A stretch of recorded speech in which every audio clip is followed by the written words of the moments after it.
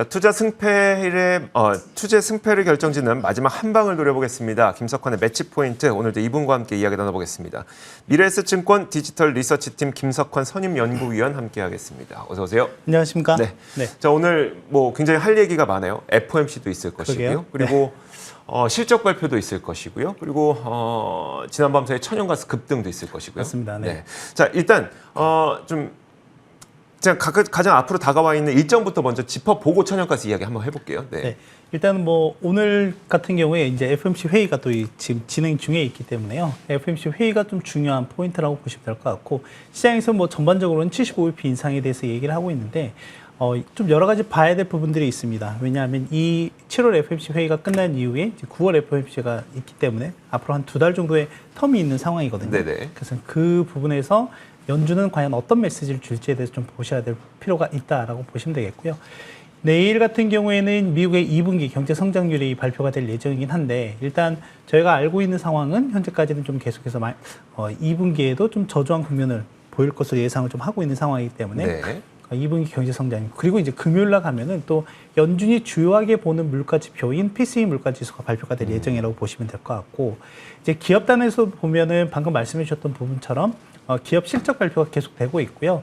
이제 오늘 이제 장 마감 후에 마이크로소프트와 알파벳의 실적 발표가 있었고, 이제 이번 주에 굵직한 기업들이 많이 있습니다. 메타 플랫폼스라든지 애플이라든지 이런 기업들의 실적 발표가 또 있을 예정이기 때문에 이 기업들을 포함해서 이번 주에는 무려 S&P 500의 175개사. 그러니까요. 네. 상당히 많은 기업들이 발표가 될 예정이고 하기 때문에 이 기업들의 실적에도 좀 흐름들을 잘 살펴봐야 되지 않을까 생각이 됩니다. 알겠습니다. 자, 일정 이런 것들 챙겨보시면 될 것 같고요. 본격적인 이슈 하나씩 들어가 보겠습니다. 첫 번째로 천연가스 한번 살펴볼 텐데, 저희가 지난주 이 시간을 통해서도 천연가스가 만약에 러시아에서 이제 가동이 재개된다면 유로화의 어떤 약세 기조가 다소 완화되면서 달러 강세도 다소 완화되지 않을까, 이런 기대감을 품었었거든요.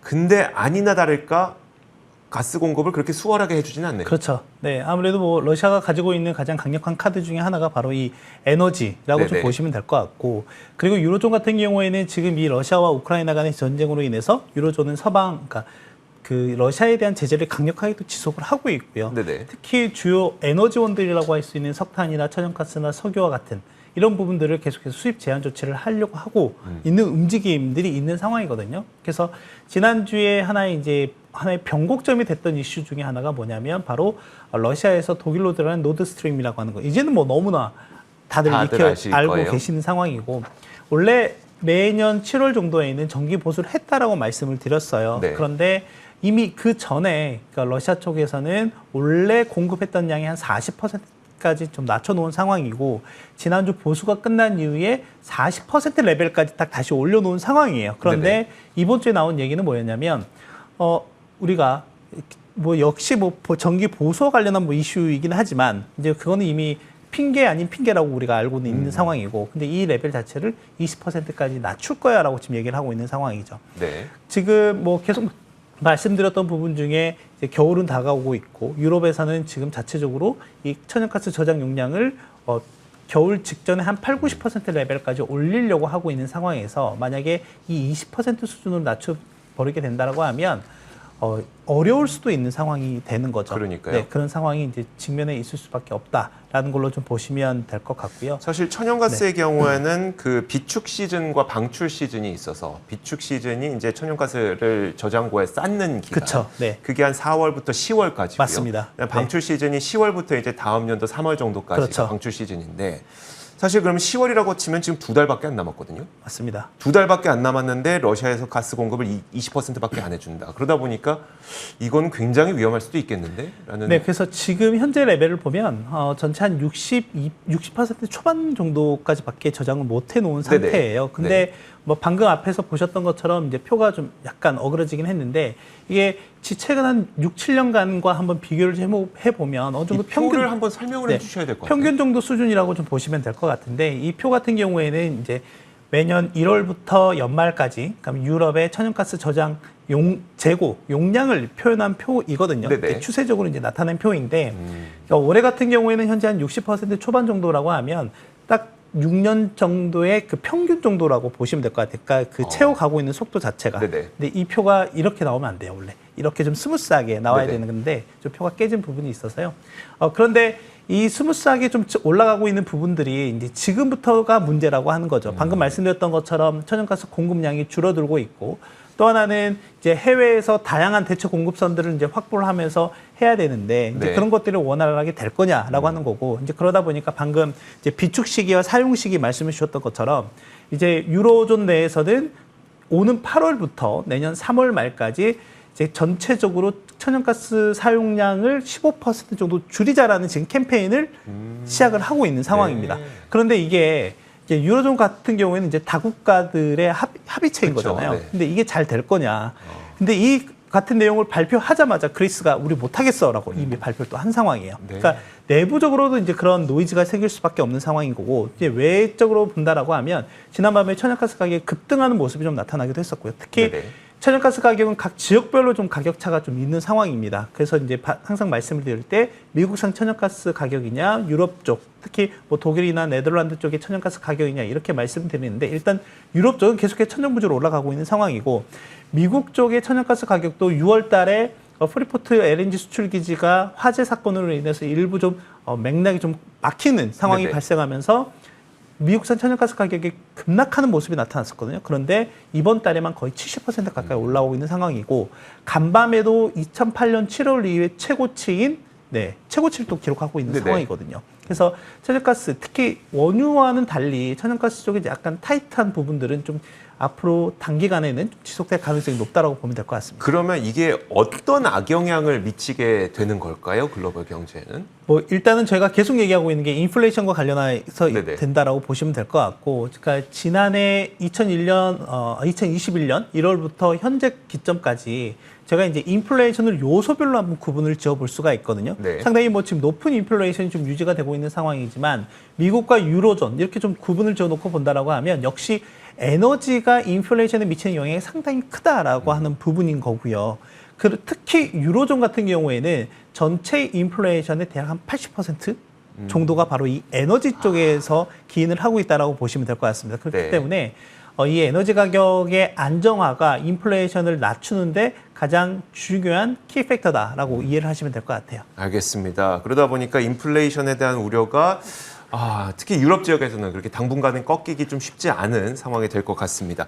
자, 그러면 이제 다시 앞서서 FOMC로 한번 넘어가 볼 텐데 네. FOMC에서는 이번에 좀 일단 75bp 인상 정도로 예상이 되고 있더라고요. 만약에 근데 75bp 인상하게 되면 시장 영향은 그럼 좀 다소 완화가 되는 걸까요? 어떻게 되는 걸까요? 뭐 일단 75pp는 워낙 다들 이제 생각을 하고 있는 부분이기 때문에 네네. 방금 말씀해 주셨던 부분처럼 어느 정도 완화된 기조는 보일 수가 있을 것 같습니다. 그러니까 약간 시장에서 예상했던 바에 부합한다라고 하면 어느 정도 일정 부분의 불확실성은 좀 해소가 되는 요인으로 판단을 해보셔도 될 것 같은데, 근데 저는 이 금리 인상의 폭보다 네네. 더 중요한 게 메시지가 더 중요하다라고 생각을 해요.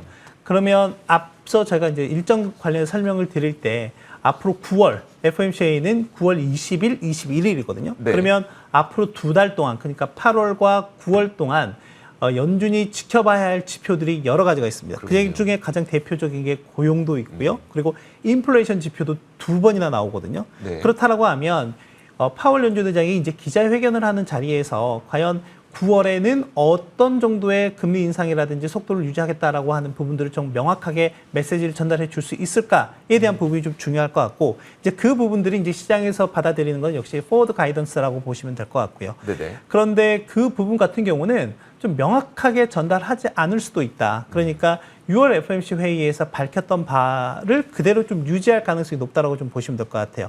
그러니까 6월 달에는 명확하게 얘기를 했어요. 네. 그러니까 어떤 부분을 얘기했냐면 만약 7월에도 이런 현상들이 좀 지속이 된다라고 하면 우리는 물가 안정을 위해서 적극적인 정책을 취하겠다. 그러면서 다음 회의에서 50bp 또는 75bp가 테이블에 올라와 있을 수 있다라는 그랬죠. 걸 명확하게 얘기해 줬단 네. 말이죠. 그런데 이번에는 그렇지 않을 가능성이 높다라고 보시면 될 것 같아요. 그럼 어떤 식으로? 그러니까 이런 물가 상황이 계속 된다라고 하면 우리의 정책은 계속해서 물가 안정을 하는데 맞춰줄 가능성이 높다. 그러니까 네. 이런 부분일 거고요. 또 하나는 영준이 항상 얘기하는, 그러니까 나오는 경제 지표와 데이터의 기반해서 네. 결정을 내리겠다. 뭐 이 정도에서 교체 가능성이 높다라고 보면 될 것 같고요. 네. 다만 이제 여기서 이 포워드 가이던스가 그렇게 강력하게 나오지 않는다라고 하면 이 세 번째 키워드인 균형. 이 네. 균형이라고 하는 게 물가 안정을 위해서 취하고 있는 연준의 긴축적인 스탠스와 그리고 지금 시장에서 계속 제기가 되고 있는 이 경기 침체 간에 연준이 그 사이에서 어느 정도의 밸런스를 맞춰줄지에 대한 부분도 하나의 체크 포인트가 되지 않을까 생각이 됩니다. 알겠습니다. 자, 그러다 보니까 이제 그 파월 의장의 발언이 굉장히 더 중요해질 것 같은데 어쨌든 지금 말씀하셨던 것처럼 사실 이번에는 뭔가 이제 좀 시장에 확실한 시그널을 주기가 되게 어려운 상태다 이렇게 받아들이면 될까요? 네, 그런데 이제 시장에서 약간 오해 아닌 오해, 뭐 제가 생각했을 때는 네네네. 하고 있는 부분이 좀 있다라고 생각하는 게 뭐냐면 제가 준비한 자료 중에 미국의 중장기 금리 전망과 관련한 자료가 있는데 실제 미국의 기준금리, 그러니까 연방기준금리 같은 경우에는 올 연말에 거의 피크를 하고 내년 초반 이후부터는 약간 둔화되는 네네. 흐름들이 시장에 좀 많이 반영이 되고 있는 상황이거든요. 사실 저도 그래서 네. 이제 시장에서는 금리 인상에 대한 우려보다는 그래도 조금 더 길게 보면 이제 2024년까지 바라보면은 금리를 인하할 수도 있겠구나라는 기대감이 더 반영되고 있다고 저는 보고 있었거든요. 물론 이제 연준의 점도표에도 네네. 보면은 2023년 하반기부터 24년으로 넘어가는 시점에서 한두 차례의 금리 인하 가능성에 대해서도 염두에 두고 있는 상황이긴 합니다.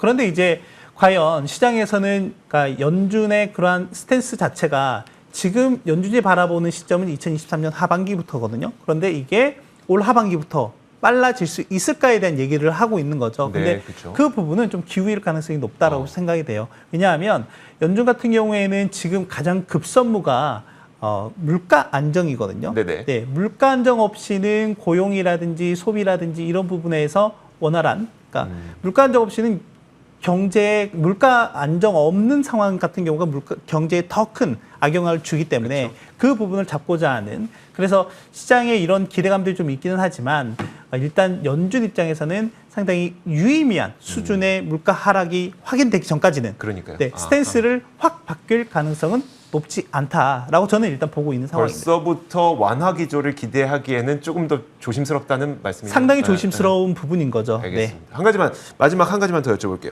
안 그래도 이제 그 다음 주까지 나오시기 전에 GDP 네. 발표 있으니까 네. 만약에 여기서 GDP가 역성장을 하게 된다. 그러면 사람들은 진짜 침체다라는 공포로 빠지게 될 것 같으세요? 아니면 역성장 어느 정도 GDP 나오를 통해서 우리가 기대를 예상을 하고 있었으니까 다른 지표 보면 아직 침체는 아닌데라고 좀 이렇게 좀 긍정적으로 반응할 것 같으세요? 뭐 일단 2분기 연속 침체가 오게 되면 일단 기술적으로는 경기 침체에 직면했다라고 얘기를 하겠는데 이제 미국의 경기 침체에 대한 여부 같은 경우에는 미국 경제분석국이라고 하는 데가 있습니다. 네네. MBA라고 하는 데가 있는데 이제 여기에서 이제 판단을 내리게 되거든요. 네. 근데 물론 여기에서는 고용이라든지 소비라든지 다른 경제 주요 요소들을 이제 같이 종합을 해서 판단을 하기 때문에 그럼 상대적으로 보면 실제 그 지금 고용이라든지 이런 부분들은 크게 꺾이고 있지 않은 모습들이 네네. 좀 나오고 있는 상황이죠. 그렇기 때문에 일단은 실질적으로는 경기 침체에 직면했다라고 하기보다는 만약에 이번 주에 경제 성장률이 재차 한번 마이너스가 나오게 된다라고 하면 오히려 저는 이 경기 침체에 대한 논쟁이 더 커질 가능성이 높다라고 좀 생각이 되고, 그렇다라고 하면 어느 정도는 시장이 좀 더 불확실성이 좀 확대될 수도 있는 부분이다라고 좀 보고 있습니다. 네, 알겠습니다. 침체 공포가 확산된다기보다는 이제 불확실성 확대 차원으로 네. 한번 이해를 하도록 하겠습니다. 자, 이렇게 김석환의 매치 포인트 시간이었었고요. 지금까지 김석환 선임연구위원과 함께 이야기 나눠봤습니다. 오늘 말씀 고맙습니다. 감사합니다.